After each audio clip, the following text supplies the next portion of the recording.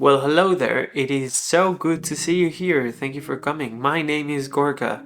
I am a photographer and filmmaker based in Donostia, San Sebastian in Spain. And today I want to talk to you about 3 things I learned as a freelancer in 2022. So let's go straight to the point. The first thing I learned this year is that I need to charge enough.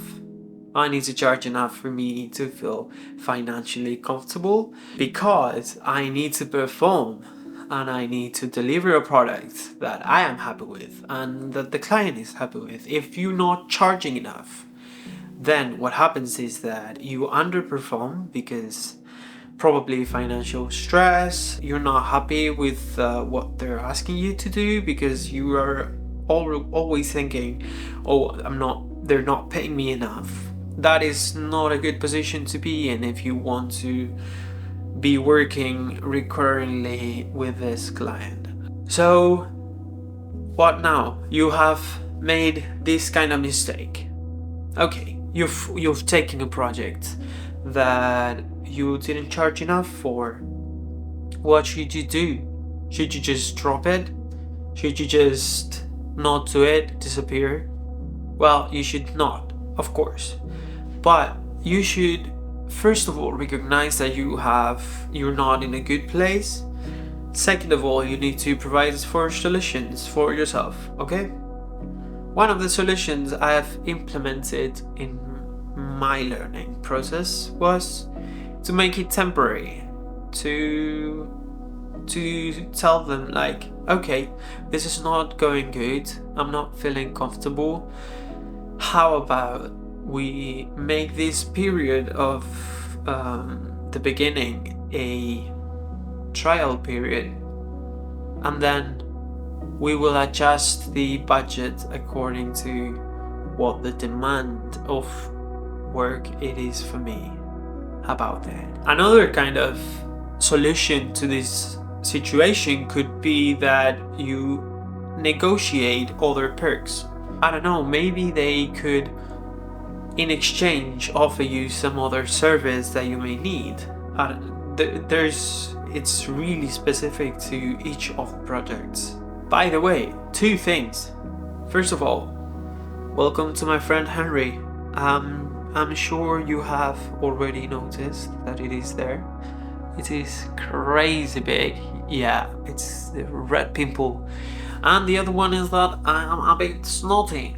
So bear with me and my snot in my head. So connecting to the first learning of the year comes the second one, which is we need to learn how to say no. And I'm talking to myself here. I am horrible at saying no, especially in the freelance world. There's not that much of a stable income if you don't know what you're doing, and in the beginning it's not easy to get that right out of the bat.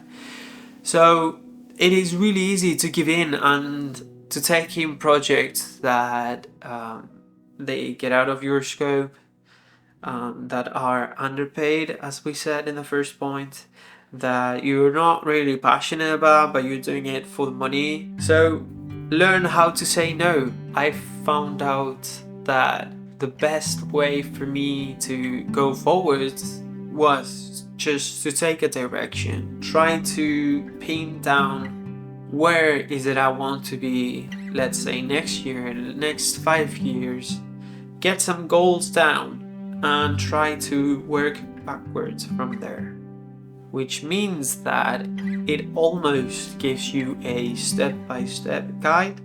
So once you've got your goals pinned down and a project comes in, think about if this project will help you in any way to get to your goals or to help you in the process. It could simply be that it will get you financially more stable to be able to get to your goals, which is completely fair, but for me the biggest learning was to acknowledge that, to know why am I taking this project. If a project is not aligned with my path, then I shall not take it. It's never easy to say no in my case, but it's even harder to say no to a project that will pay some of the bills as well.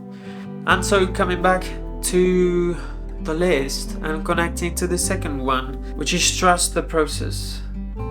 That's extremely hard, and that's probably what I've been struggling the most with. It is being a big roller coaster this year. It's funny because let me tell you a story. Back in July, I was thinking about getting into fiction and trying to shoot or get into bigger productions and bigger sets that shot series or movies or stuff like that. And so I started applying for like different small jobs in production companies around here, and I realized at some point that might not be my time. It was just a hunch, okay, but I kind of listened to it and I stopped trying to look for different jobs in production companies. And so right after that, I changed directions completely, and I thought, okay, I'm going the adventure outdoor direction, more into documentaries or trying to build up this YouTube channel, for example. And 6 months later, here I am. I've gotten 3 projects within fiction, 3 shorts. One of them is already shot. Another one is about to be shot this next week. I'm filming this a Sunday, so I will be shooting this the following Tuesday and Sunday and the next Monday, which is pretty exciting. And I've got a 3rd short lined up for January.